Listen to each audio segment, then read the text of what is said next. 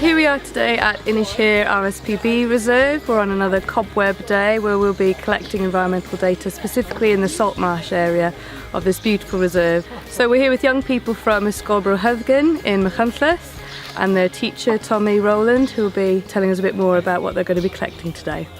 One of the projects we're doing with the school, Cobweb, is the pupils are coming here to use the app in order to data log. One of the reasons the app is very good for the curriculum is the use of GPS technology, which is one of the more focal points of most of the curriculum these days. The pupils also learn about validation and the use of forms and GPS in order to make sure that the data is valid and also that the data is also accurate. It's a very good practical task, and they also learn a lot of things cross-curricular.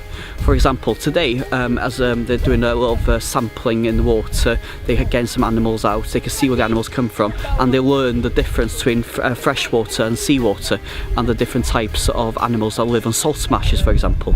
As a cross-curricular level, which is something that the Welsh Government is looking more for schools to do, it's very rewarding as a school to be able to do this. We're using the Cobweb app to collect data in this field that is in a transition habitat. It will possibly become salt marsh in some decades from now. The students are using quadrats to record how much grass and rush and dieback and bare ground there is in this area. The data, of course, will be very verifiable because there's a GPS fix and they've got a photograph.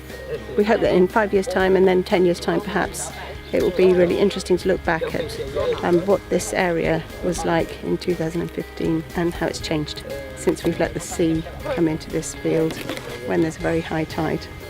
My name is Sol and we've been using the Cobweb app to collect data in the Dyfi Barcy Reserve. The app was really good because it was easy to use and it was much more entertaining than just writing it on paper. Chris, as much, thank you. Right, let's go.